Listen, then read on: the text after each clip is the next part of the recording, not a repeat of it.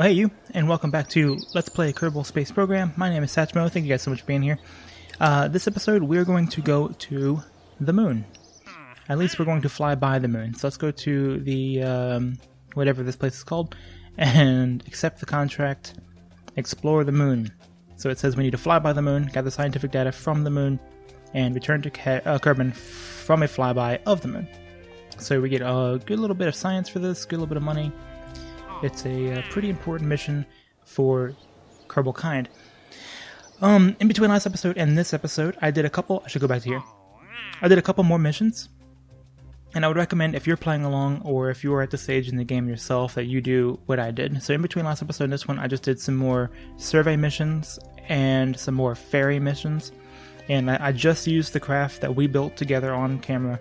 I just kept flying those craft and doing these missions to build up a little bit of funds and a little bit of science. So I haven't done anything that you haven't already seen, but I have built up a little bit of, like I said, some funds and some science in the interim. So if you need to catch up, feel free to do so. But here we are, we've got a good little bit of science, and we're going to use that in the R&D department right now. So we're going to grab General Rocketry, which is going to give us the Reliant, the Thumper, and a bigger fuel tank. And we're also going to grab Advanced Rocketry. This is kind of the more important one. This is going to give us the Terrier, the Thud, and another big fuel tank. Really what we want here is the Terrier. So at this point you should be about here. With the tech tree, we can go ahead and grab this if we wanted to. It's going to give us some big wings and another reaction wheel, but I'm just going to hold off for now.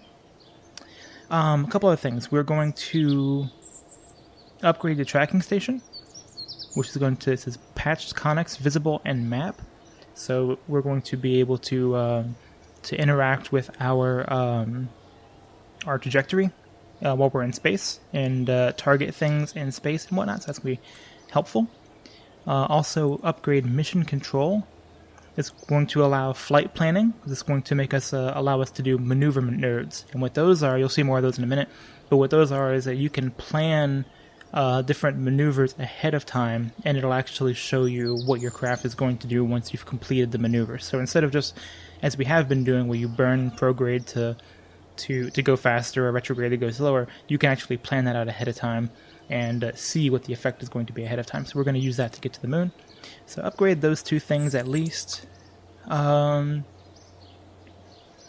go ahead, I have enough money here. Let's go ahead and upgrade the astronaut complex, and that's going to allow us to do EVAs, which is going to be more science that we can do in space. And that's probably fine for now. So upgrade those things. And then let's go to the VAB and build a rocket. So, actually, before we go anywhere, let's come here. This is a Delta V map, a Kerbal Space Program Delta V map. You can find this online if you just type in Delta V map. It'll be like the first thing that pops up. Here's the credits. I want to go ahead and put those ones on camera so everybody can see who did this. They did a great job with it, and I really appreciate it. So, what this tells us is essentially how much Delta V you need to do whatever it is that you want to do. So if you look at the key, I'm not going to explain the entire thing, I'm just going to explain the relevant parts, but if you look over here, here's your key as to what the little symbols mean. And all you do is you add up, if you're starting at Kerbal, which you more often than not will be, you just add the numbers to whatever destination, and then add the numbers back if you plan on coming back, and that is the sum total of how much Delta V you should bring with you to accomplish whatever goal. So, from Kerbal to low orbit, which is 80 kilometers, and you need 3,400, right? And then once you're at low orbit, we're going to the moon, and all we need to do is this right here, which is intercept with the moon. It's just going to be a flyby. So we need to add 860 to that. Oops, I did not add, I just did it together. So 3,400 plus the 860 is 4,260. Now if you look at these arrows right here, it says aero braking possible. So it's possible to aero, if you're going back now, it's possible to aero brake to your low orbit, and it's also possible to aero brake landing on Kerbal. What that means is that you can, you don't really have to use the Delta V to do this. So if aero braking weren't possible, you'd have to spend another 860 to come back to orbit and then another 3,400 to land, or whatever it is. You'd have to add these numbers again, but since we have the aerobraking, we don't have to add those numbers on the way back. Okay, so 3,400 to get to orbit, 860 to intercept, and then we're going to aerobrake back, so that's all we need to add.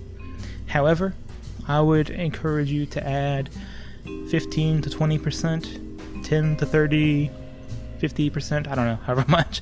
No, really, probably about 10%, 10 to 15%. Let's add 15% extra to that. So our total is about 4,900. Okay, that extra little percentage, the 15%, is going to allow us some room to make mistakes and to not be fully optimized. So 4,900 Delta V is what our ship needs to be capable of. So we're going to keep that in mind. So let's put a crew command pod up, and I want to bring at least 3 people there. Okay, because we have Jeb's already a level 1 pilot, but the other 3 guys in our crew are not. So I want to bring these 3 guys to the moon. Okay, so here 1 can fit in there, and I already kind of have an idea of what I want to do. So it may seem strange at first, but I'll explain it as I go. Let's see. Let's grab. I forgot where it is. Payload. There it is. So this is what we're going to bring with us. I'm going to dial it up here in a second, but I want to explain. Here's the command pod where our pilot, Valentina, is going to sit.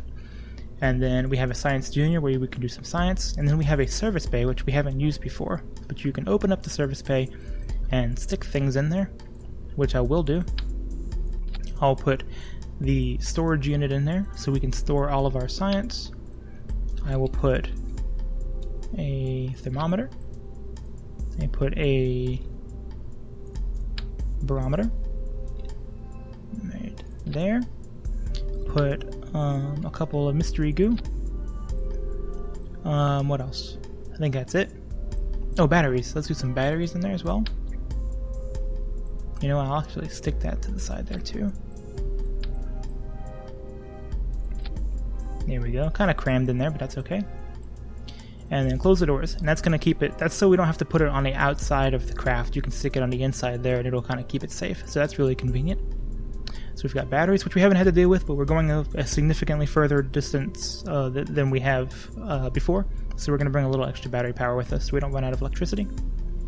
We're going to bring a, let's go ahead and put the Communitron on top of there. There we go, put a little antenna on there, so we can communicate back to base if we need to.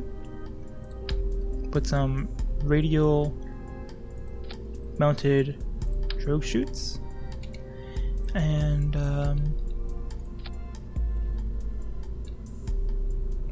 I'm trying to think of where else to put these.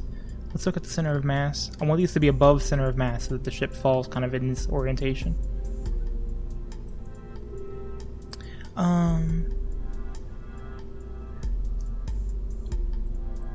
That's probably fine. Let's put on a heat shield. Let's go ahead and throw a heat shield on the bottom. That'll change the center of mass a little bit. I don't want to put them on the Science Junior is what I'm trying to avoid. I'm trying to avoid that, but it doesn't seem like I really can. And I don't want to put them over the crew hatch either, but I do want more than just 2. Can I turn these and there we go. I'll just do that. There we go. So I got 4 of them on there. There we go. Drogue chutes, the radial mount parachutes, the Science Junior for science, and then in here we have other science instruments as well as some batteries. And then we have 2 more places, 2 more seats for a crew to sit. While I'm thinking about it, let's go ahead and load up the crew. We're going to have Valentina pilot, and then we're going to bring our engineer and our scientist with us. And then we're going to put on the, not that one, TD12 decoupler. There we go. And this is what's going to come home. This is what we're going to bring back home with us. So very cool. Let's go ahead and do staging while I'm thinking about it. Those 2 and then those 4 decoupler. Cool. I keep feeling like I have to sneeze. I know it's coming here in a second. It's just not coming out. All right. Now how are we actually going to fly this thing around in space? Let's put on that and just see what it gives us. 785. Let's put the big one on there. We're gonna go big. Okay. So this is the Terrier. There we go. Terrier liquid fuel engine. And you'll see that it has a very high vacuum ISP. Okay, so this is specific impulse. And maybe I'll talk a little bit more about this in the future. But the idea here is that it's essentially your fuel efficiency. So at surface level, ASL, in the atmosphere, you have an efficiency of 85, whereas in a vacuum 345. So once you get up into space, this engine becomes very efficient. Right, it uses fuel very, very efficiently. Whereas, let's say the Reliant here, right, has much less, 310 in a vacuum to 65 at surface level. So not as good as the Terrier. Okay, Terrier's got 345. So we're going to use our most efficient engine in space. So this was why it needs to go towards the top of the craft. And this, if you click off of the atmosphere tab here on the Kerbal Engineer, you see that it's going to give us, in space, it's going to give us 1,385 delta V. So that's a really pretty significant amount. Okay, so this is going to do all of our space maneuvering. Alright? So now the rest of what we need to build is just the stuff that actually gets us into space. So let's do something like this. Put a swivel on there. Let's take a look.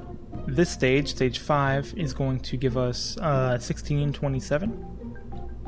Remember, we need 3,400 to orbit Kerbin, so that's the number I'm looking for, 3,400. So we're about halfway, a little less than halfway there, which is fine. Let's copy this, put it to the side, and let's double up on that.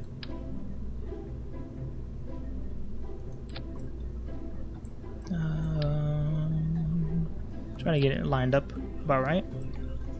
That's fine.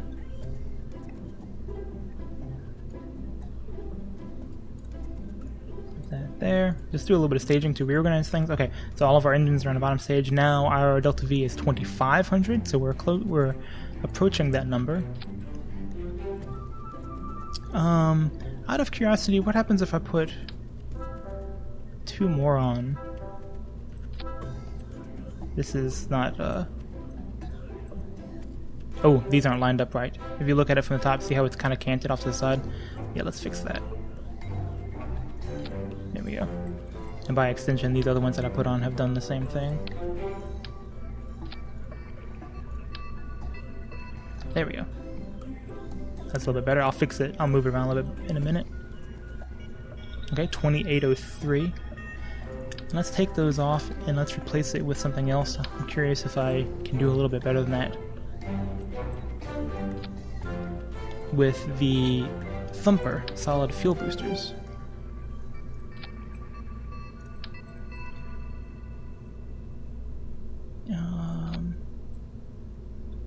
I'll fix the height of it momentarily.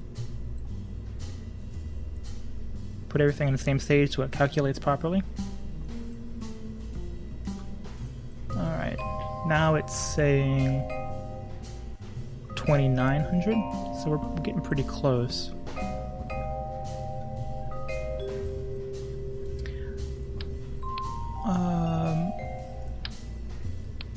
Let's add some more fuel. Okay, now we're getting closer. 3356. This is pretty close. So 3356 is almost enough to orbit Kerbin, right, according to that delta V map. And then once you get into that atmosphere, I'm going to have an extra 1385, which is plenty extra, according to that map, to do the rest of the maneuver, right, to actually circularize around Kerbin and then to get us to the moon and back. And if this isn't making sense, it will momentarily. But I think at this point, it's probably pretty clear what I'm doing. I'm going to move these around to make it look little bit better.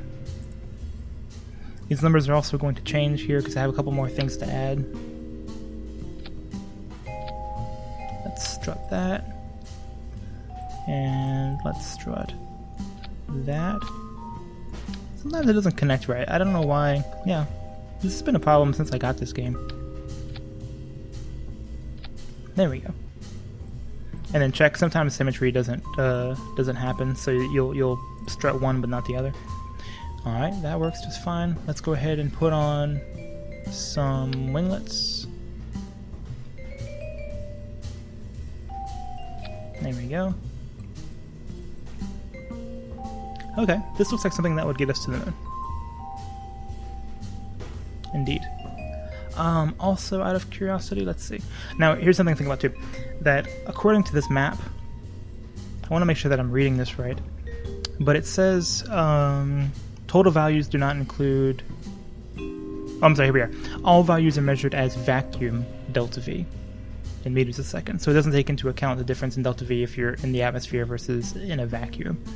So I read that... I mean, I've been using this map for a while, and it's always done me right.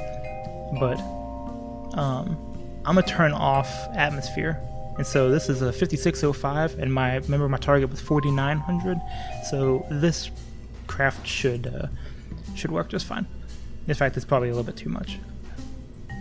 But yeah, this is a huge first stage. But we're going to try it and see what happens. Let's take off one of these while I'm thinking about it.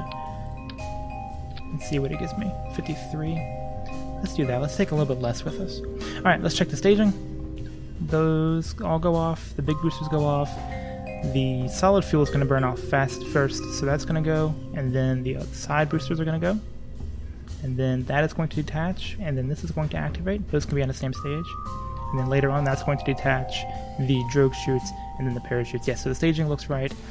Let's go ahead and say Moon Explorer. Moon Explorer Mark 1. Let's check the crew, make sure. Valentina, Bill, and Bob. Let's save this craft. And one more check of the instrumentation. Once you're up there, you're up there. Right, so that, batteries, thermometer, barometric thingy do. Very cool. I've upgraded for EVAs. Yeah, I think this is it. I think this is what's going to get us to the moon. A little moon flyby. So, let's go. Very cool. Now, just by virtue of the design of this rocket, my launch profile isn't going to be as optimal as I'd like, but it should be okay. In the future, it'll be better. So, all right, throttle up, stability, and launch. Very cool. Now, pretty soon, I'm going to start turning over. I'm going to turn over to the east here and try to do a little bit of a gravity assist. I'm going to try to let the gravity pull the craft down, so that way it pulls us into like a naturally inclined trajectory. Not inclined, but like just a natural trajectory. In fact, I'm going to throttle down a little bit here.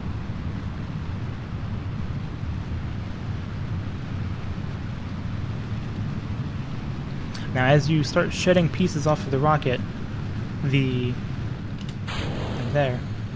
things can start to change, and you can lose stability pretty quickly, so you have to be kind of careful about that. I'm looking up here at my apoapse height. Now the engineer is activated, so I can use this number up here to see when I'm above 70, which is what I'm looking for. Let's go with 80. We'll do 80 kilometers is where we'll park our orbit. I'm going to keep on turning over because the ship seems to be pretty stable. So I'm going to keep on turning. It'll give me a more shallow trajectory. It's going to buy me more time while I'm in space at the expense of losing some of my speed. And then here we are, we hit 80, so kill it. Now these next couple things have to happen pretty rapidly, so if you haven't seen this before, you might have to rewatch it, but I'm going to add a maneuver to the apoapsis, and pull out the prograde vector. We haven't done these yet, so this is a little, this is the maneuver node I was talking about earlier. And we're going to pull out the prograde marker to say if I want to gain speed right here. And we're going to look at these two.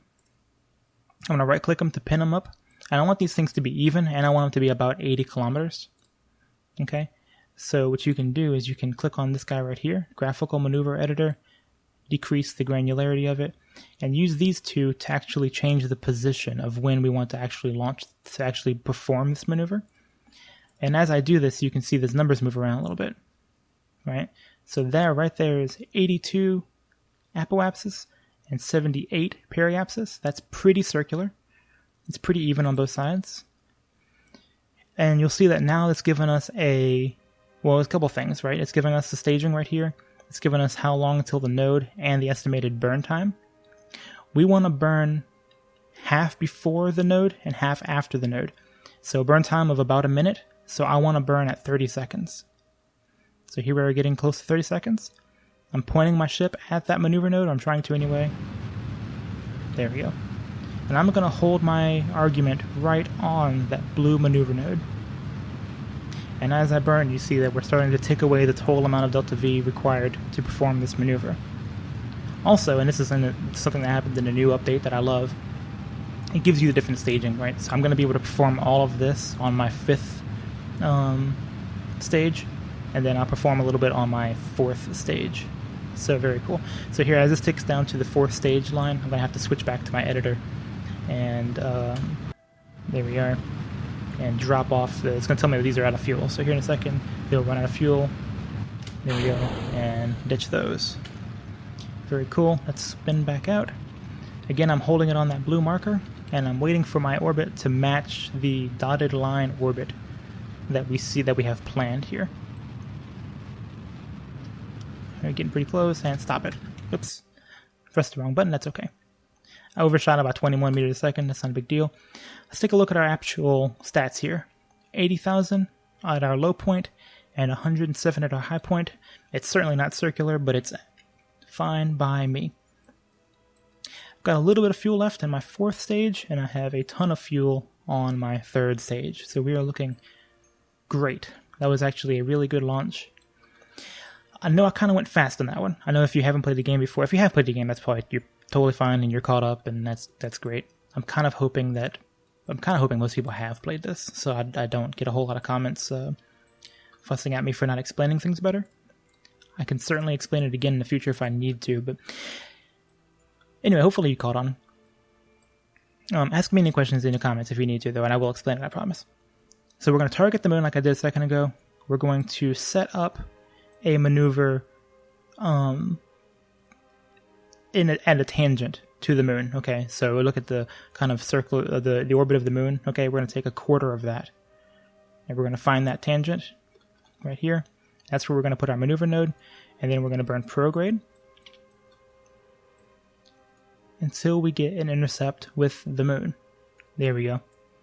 So you see you get this purple thing here. It's orange when it comes to the moon, and then it's purple at the moon, and then it's green leaving the moon. And if you follow these dotted lines, that's what our craft is going to do. It's going to fly out, it's going to intercept the moon, it's going to fly by the moon. It's a little cluttered right here, but you'll see it.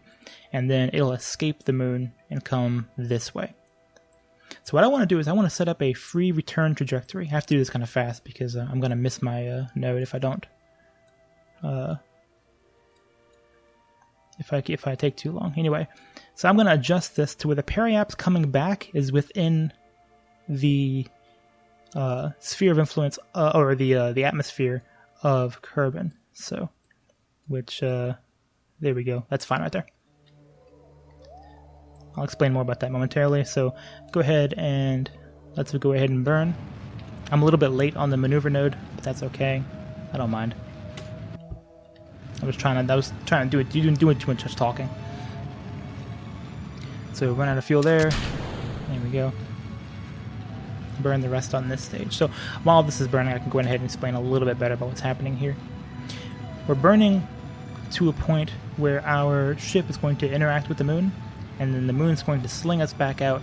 And if we do it just right, we can be slung out back into the sphere of influence of Kerbal in such a way that we actually get captured by Kerbal's atmosphere. So that's what we're talking about earlier. We're talking about aerobraking. I don't want to have to use my rocket to slow me down to get captured by Kerbal. I want just the I want my trajectory to do all that work for me, and the atmosphere on Kerbin to slow me down enough to where I can safely land back without having to burn any more fuel. So this is where this part is crucial, is setting this maneuver node up right here to plan ahead enough to where that will actually occur. So go ahead, I'm going to start slowing down my throttle so I can adjust this a little bit better. Oh. There we go. When you cancel the maneuver node, things become a little bit more clear. So this is the path our ship is going to take. And now I have time to actually talk a little bit. So here we go. The ship comes along this blue line. It gets captured right here. It encounters the moon right here. It's going to do this funny little corkscrew around the moon. And then it's going to be slung out along this purple path. And this is going to be our new orbit around Kerbin. And that new orbit's going to have a periapsis of 423. Right? So I'm going to burn a little bit of fuel right now to bring that number down. I'm spinning my craft around and burning retrograde. So I'm slowing down my craft a little bit to make this happen. Something else I'm going to do, because I barely hit that thruster and you saw how much it changed. So I'm going to come to my engine and I'm going to decrease the thrust limiter to about 20. It's going to have a little bit more granularity now. Whenever I use my throttle, I can actually make smaller adjustments. So here we go, let's push this down. And we can push it down to about 48. Nope, so that's 43. That would be fine. But since I have a little bit extra fuel, I'm going to go ahead. I'm going to burn prograde to bring that number back up. Ah, pass it up again. Shucks. There we go.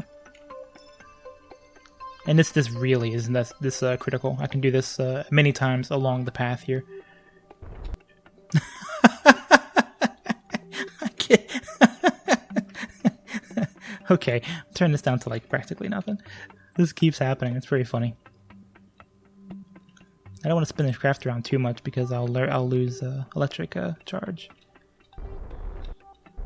There we go. Okay, 48,778. Very, very cool.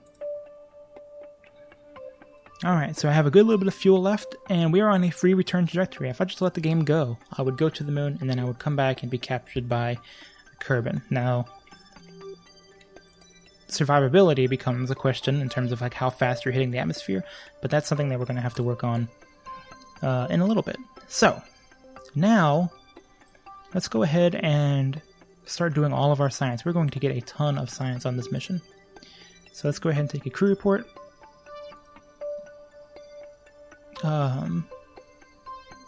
I don't know. Oh, okay. It switched biomes as soon as I did that. So let's do an EVA report.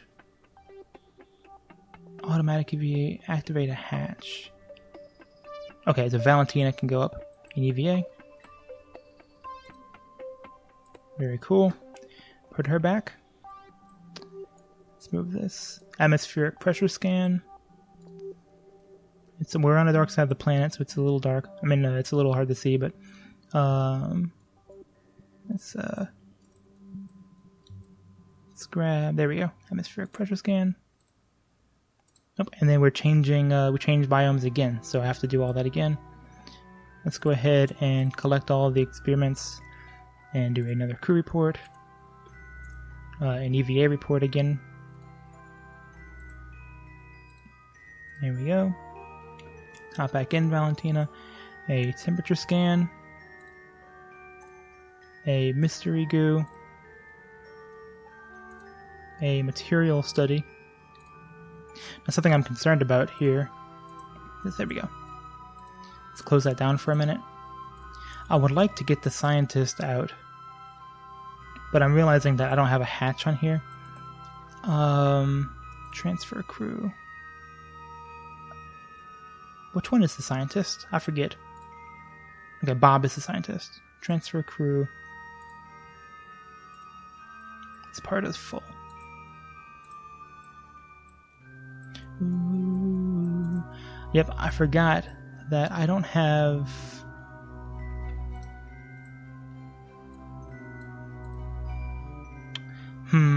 That's a problem. I mean, it's not really a big deal, but...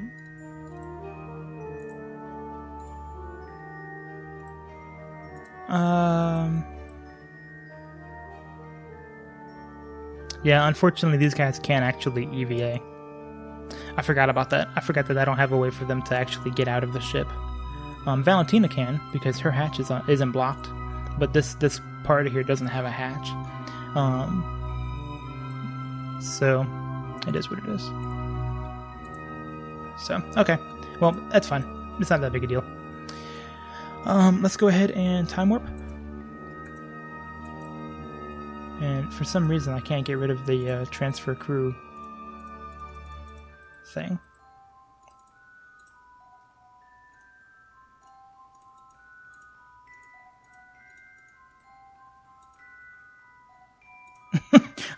There we go. Press escape. Okay, escape did it. Man, I don't know why. I was having a hard time getting that transfer crew thing out of the way. All right. So now we're going to time warp ahead. There we go. Eventually, we should start getting some different biomes over here. Different situations. As we're traveling to the moon. Here we go. Let's look at it like this.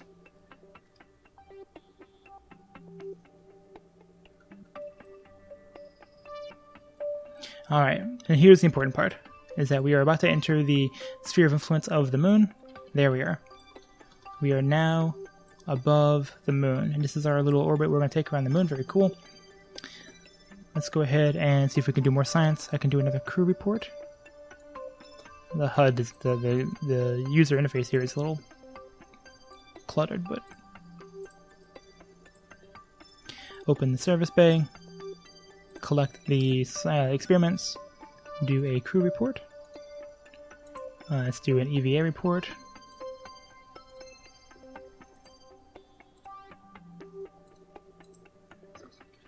Do a temperature scan.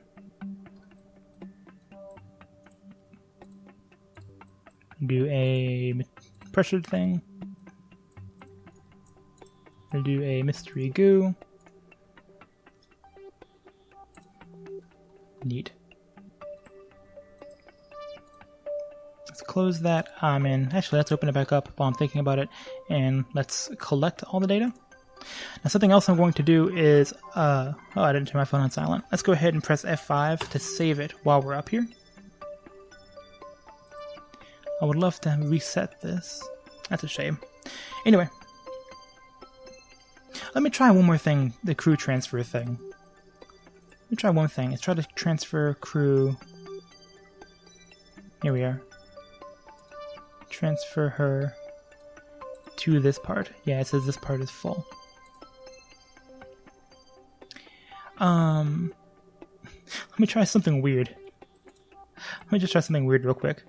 Let's take Valentina out of the ship.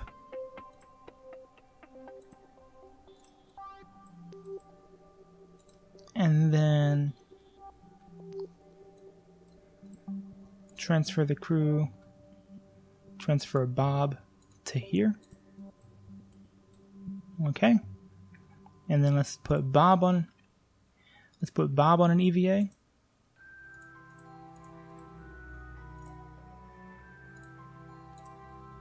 Switch back to Valentina.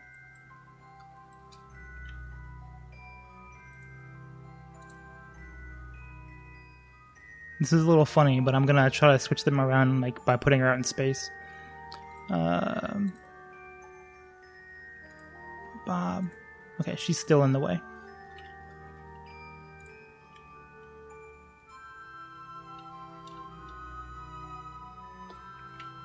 There we go.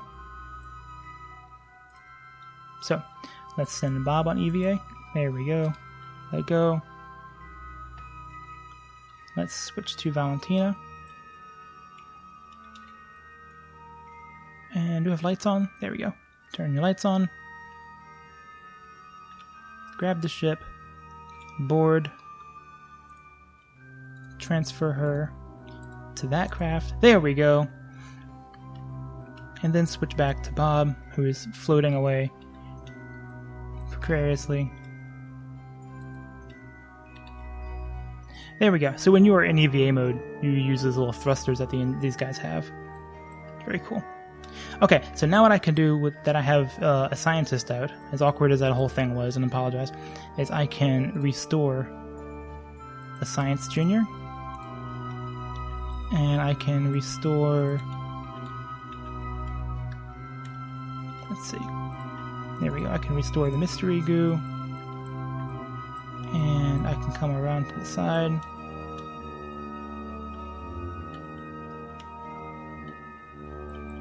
And I can restore that mystery goo as well.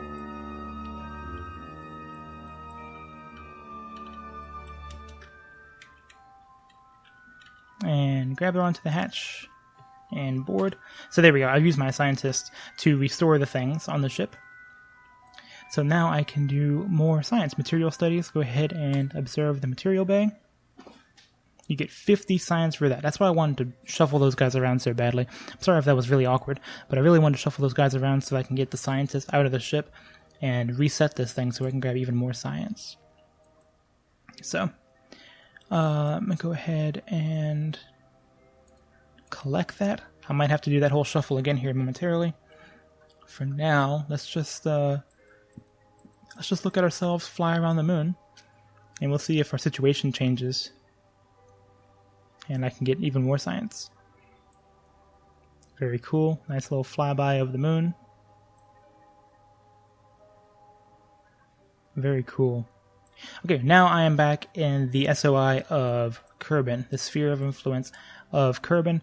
I don't see any new science appearing, so I'm going to leave that alone for now. If I were to have gotten closer to the moon, I would have got more science, but I didn't. So, anyway. Here we are. We're back on our ship. The periapse here is at 49,000, so that's going to be definitely a capture with the planet. I'm going to press F5 again to quick save because things can still go wrong at this stage. But I'm going to time warp around, and we're going to come back to the planet, and we're going to watch the fireworks show because this is going to be kind of intense. So let's switch to the. Let's close these doors. There we go. And let's point our craft retrograde, so we're pointing into the atmosphere. Now here's the thing, when you're doing an aerobraking maneuver, or when you're doing any kind of maneuver, the most efficient way, so for instance, the way to affect the apoapsis the most is by performing some kind of maneuver at periapse. And then the same thing is true in reverse, right? If you want to affect your periapse, you have to be doing the maneuver at apoapsis. So in the lowest part of our orbit here, right, in the lowest part of our gravity, in the gravity well here at periapse, is where I actually want to burn retrograde. And that's going to give us the maximum efficiency for how much fuel we have to actually slow down our craft. Okay? So once I get down to periapsis, which is 49,516, I'm going to burn retrograde. Okay, so I'm going to keep my orientation on retrograde. I am flying with Bob, so I don't have stability assist. I might switch the crew back around to get Valentina back in the seat here in a minute, but for now, I'm going to do my best to hold the ship on that retrograde marker. And when we get down to a periapse, which we are right now, I'm going to start burning. And also I need to bring my thrust back up. There we go. Now if you look, I'm not going to go to map view, but if you look at our apoapsis. Look how it's flying down. We're decreasing our apoapsis a ton by doing this.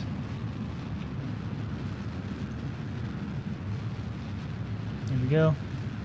And as we get higher and higher, we're having less and less effect on it, but still we're having pretty great effect. And we're also slowing down our craft too. Now the faster the craft goes and the more atmosphere there is, obviously the more heating effects there are. So if you want to have a nice safe entry, you want to be going pretty slow. So there we go. I'm just going to burn off the rest of the fuel at this stage. I don't see any reason not to.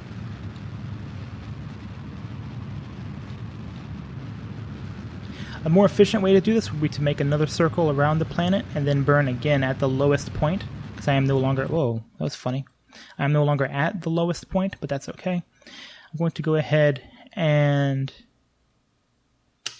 eject the bottom of the ship.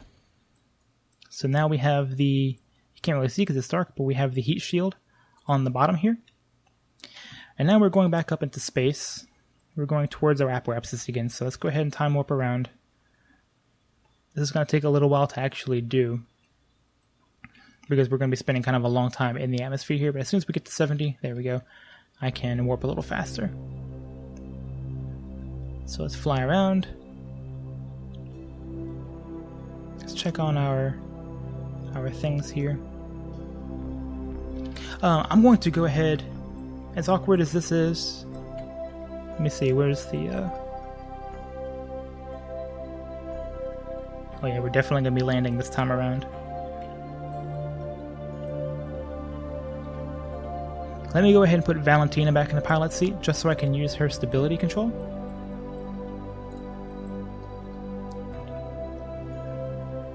Alright. See if I can hold this thing still for a second.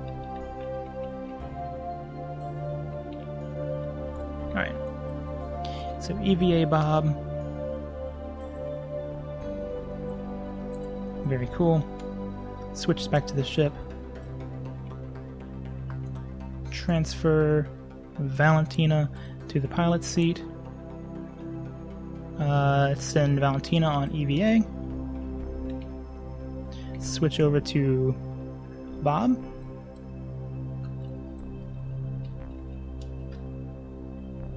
Let's turn his lights on so we can see.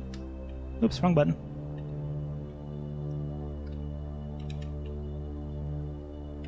Put him back in. Transfer him from here to there. Switch over to Valentina, who is flying away from the ship. This would be terrifying in real life to actually do this. At least to me.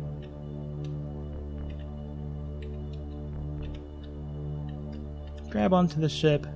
Press B to enter. There we go. Now I have a pilot back in the pilot seat. And I can continue warping around the planet. Yeah, so things are going to get hot here in a second. This is a little bit dangerous to have to do, but I meant to mention this earlier. The crew cabin here has a greater heat tolerance, which you can see if you look at the when you're actually building the ship. You can see those stats on the thing. Anyway, the crew cabin has a greater heat tolerance than the Science Junior does.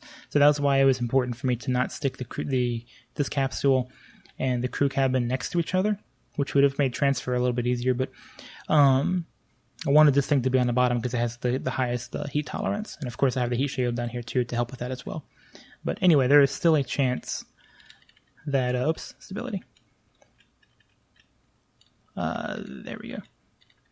There is still a chance that things will go awry due to atmospheric heating. We are going relatively slow though. So here we are, we're coming down, we are at 47 kilometers. I'm trying to point retrograde. If things start heating up, I'll turn off, oh, here we go. Things are starting to heat up. So I'm going to turn off the time warp so I can help better keep this thing centered directly on that retrograde marker, so that all of the heating is being applied to the heat shield and not to the rest of the ship. This looks like a pretty good authority right now. We'll time warp a little bit. Oops. Let's bring it back. We're slowing down pretty good. This is actually a pretty good speed. This is better than I did even in testing. I mean, I've played this game. I've done this, boy, hundreds of times on my own, playing through the game, but I still find it necessary sometimes to test before I do a Let's Play. I did not, however, test the crew transfer thing, as you can, as you probably noticed. I like leaving that stuff in there, though, just to, so everybody knows. Everybody knows this isn't really me playing the game, and it's just kind of what happens when you play the game. You make silly mistakes. So I'm having a hard time now holding it on that retrograde path as we get thicker into the atmosphere. I think we're slowing down enough to where the heating effects we're having right here on the Science Junior are not going to be a problem.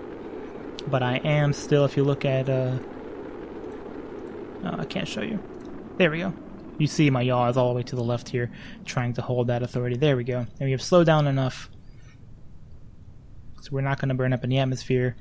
I can let this thing just go now. Launch our drogue chutes. There we go. Set up our parachutes. Brilliant. Very, very happy with that. Let me go ahead and take a sip of my drink.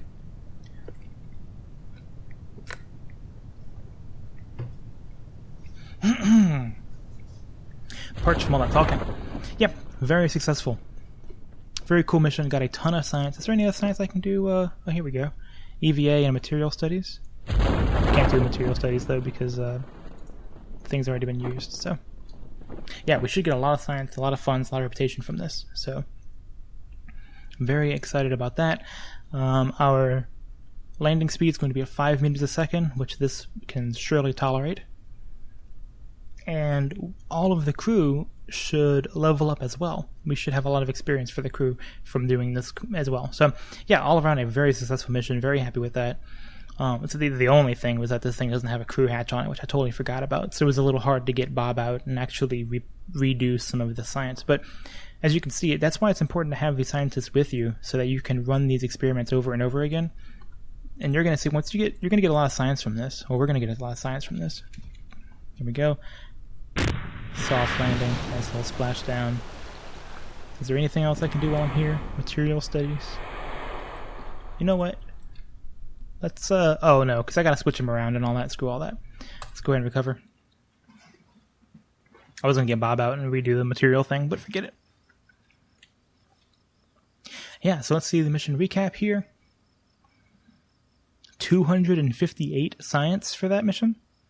Nice little bit. Brings our total up to 392. Recovered 51% of our parts because we landed so far away.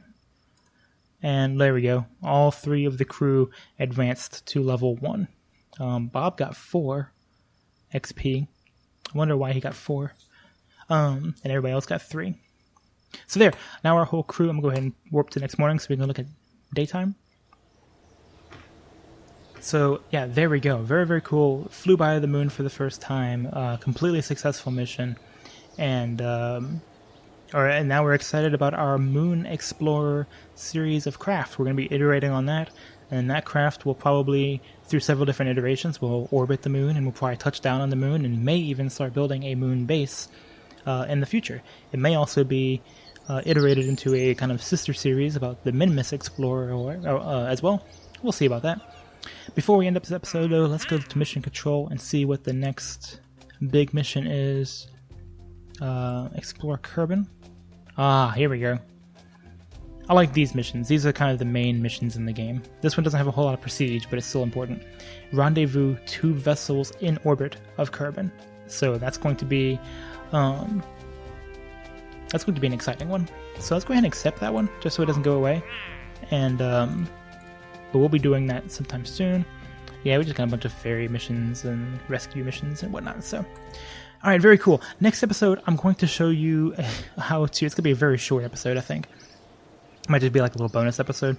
But there's a lot of science that you can actually get around KSC, and I'm going to show you how I do that. So that's what we're going to do next episode, and then the episode after that, or maybe even in the same episode, we will rendezvous to craft in orbit, and that's a whole nother series of things. So I know this was a really fast tutorial. I kind of talk fast and can be a little harebrained sometimes, so you guys let me know if there's anything I skirted over or I could do a little bit better about explaining, and I will definitely do that. But anyway, I hope you enjoyed, hope you learned something, and yeah, thanks a bunch. Leave me comments, likes, and subscribe if you feel so inclined, and I'll catch you guys in the next episode. Thanks a ton, guys.